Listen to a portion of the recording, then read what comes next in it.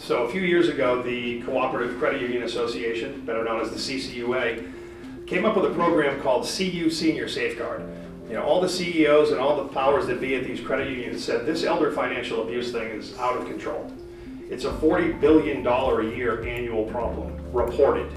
We see it every day, everywhere, on every level. Somebody's trying to rip us off. The part that's extremely disturbing is the exploitation of seniors because they try to take advantage of someone who may be alone.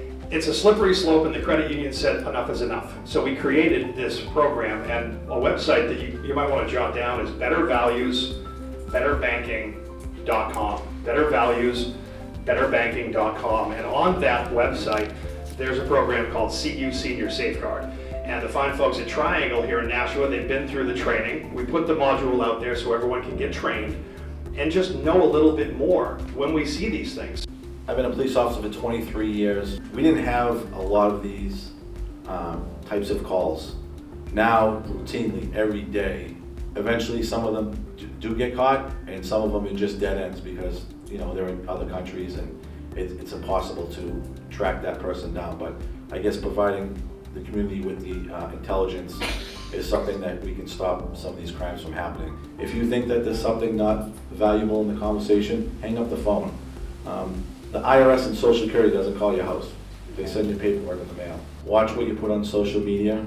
There's people following you, whether you're friends with them or not. I recommend making your account private, but if it is public, that these people are definitely following you to find out information. If something does happen to you, absolutely call the police department. You will have a police officer come out there, and then if it is a felony, it will be assigned to the Detective Bureau.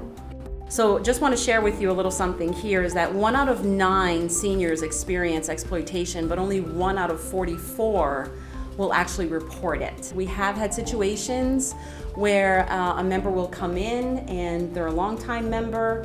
We get used to them talking about their families, and next thing you know, the member is now coming in multiple times a week, withdrawing small amounts, which is not usual behavior that we see with this member.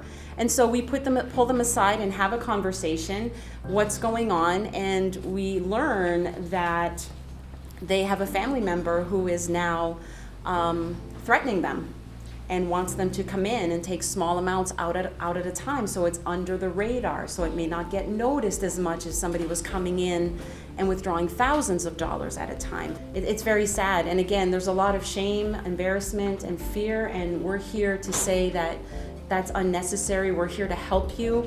If you think it feels wrong or you're afraid, report it. We're here to help you find the resources, perhaps be the resource ourselves for you. We do have all of our frontline staff and our contact center representatives that have taken and are certified with the Safeguard.